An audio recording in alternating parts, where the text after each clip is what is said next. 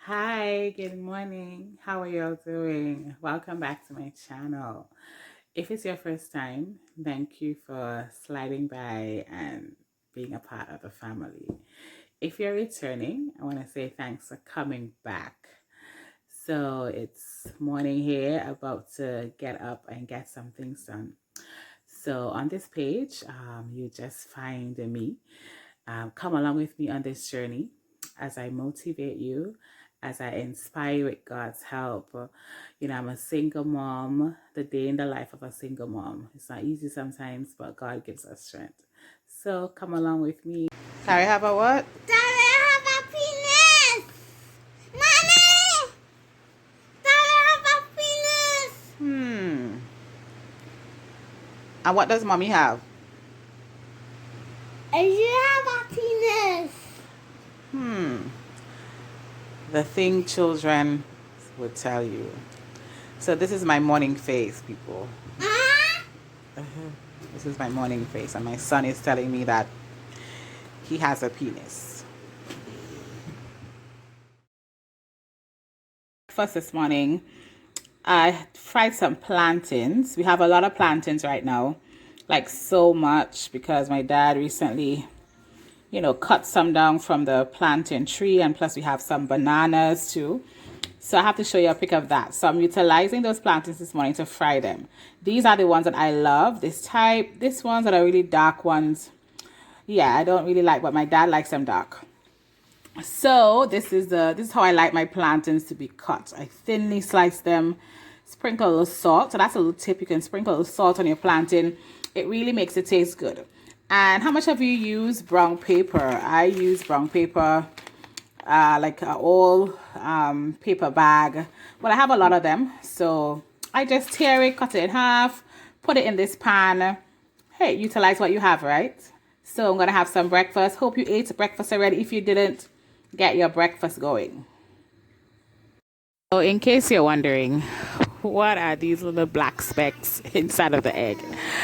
Oh, don't act as though you don't use one frying pan to do multiple things. So I fried the plantain, poured out the oil, and then I added butter inside. So little pieces of the chard or the burnt plantain remained in there. Okay, Breakfast right. mode. Breakfast mode.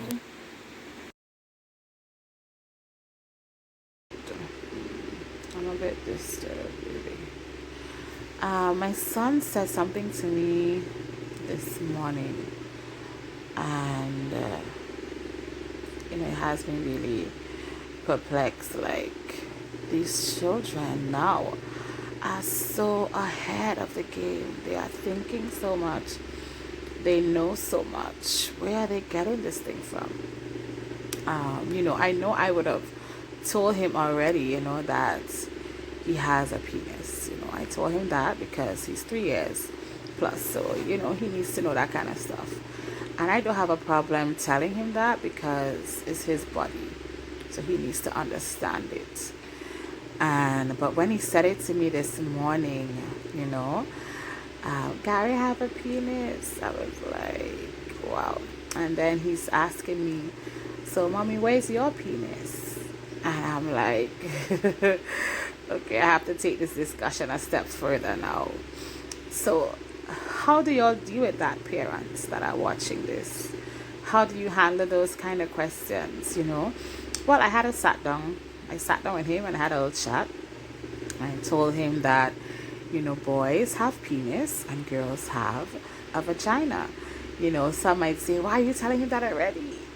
But the mere fact that he is asking me if I have one like him and he's pointing in that direction, his mind is well coordinating, so he knows some stuff in his head. He wouldn't know everything, obviously, but I think that is necessary information. What do y'all think?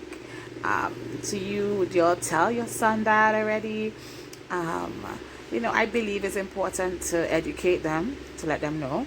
So I was a bit shocked this morning when he said it out like that. Gary have a penis, and he was like so vocal, like he's so sure.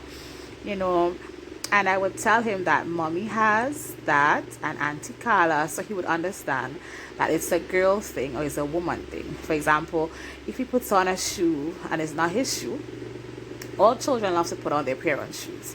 Sometimes he want to put on my shoes, and I will let him know, that's not your shoe. Girls wear that type of shoes. So he would say his cousin's name, Savannah. So Savannah would wear that. Choma would wear that because he knows that they are girls. So it's so important as parents that we don't hide stuff, that we tell them, because they will learn it one way or the other when they are in school. And it's better if we tell them. When we tell them, we can control how we want to tell them. We can control the way we want to tell them. And the good thing is, when they hear it from us, they will hear it the right way. So don't be afraid to tell your children the things that they need to know, because you'll be surprised what they're putting together in that little mind of theirs. That little mind of theirs is expanding so much. So don't be afraid. Let's talk to them. Let's tell them.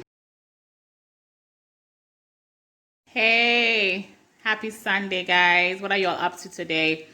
What's for lunch? What's for breakfast? Well, I'm now about to have some breakfast. Did some scrambled eggs. Gonna have that with some toast. So that's breakfast.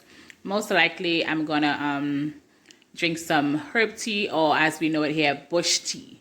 Some bush tea, right? I think I might do some lemongrass, or I might do some ginger. Lemongrass or ginger, I'm not sure. I also love French thyme tea. I think they call it Pundania in Trinidad. They call it French thyme here. So I'm doing that. Forgive the hairdo.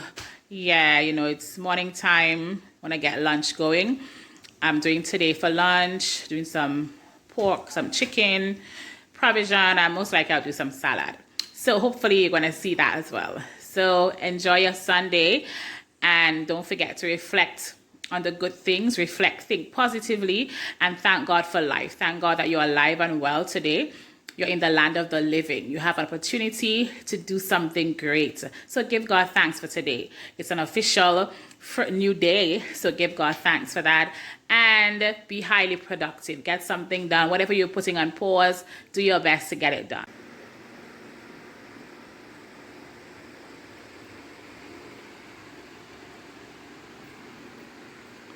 So I just would have steamed this pork.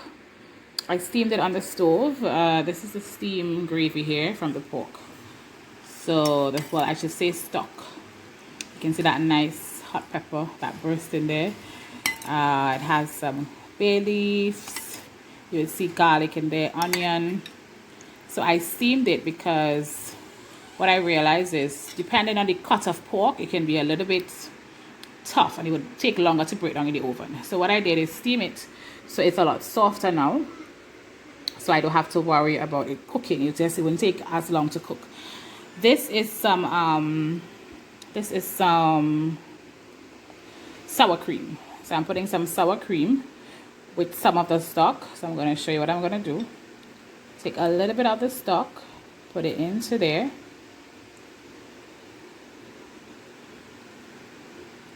And I'm going to mix that up.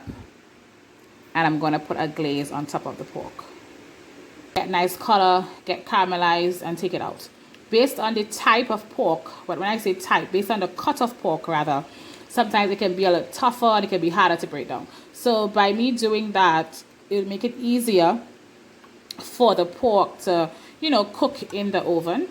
And I don't have to wait for that long time, stuff like that. So that's a trick. You can steam your meat before, and you can add all the flavors into the meat. So when you add all the flavors into the meat on the stove, the flavor is already infused. You just have to put that glaze, put it in the oven. You can put your broiler on, and you'll get some nice color. So what I did here is, I had some sour cream, some ketchup, and a little of the stock from the pork. Mixed it together, and I'm glazing the pork with that. So Sunday was totally relaxing. Everyone enjoyed their lunch. They loved it. And we just rested. Stay tuned for my transformation.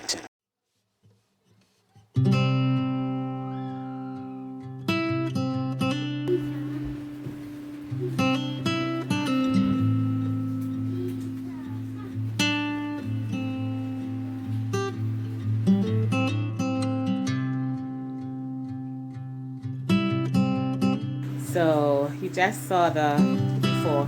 This is the after. Have program tonight, so had to put myself together under like 10-15 minutes. I hope I did good. Love you all.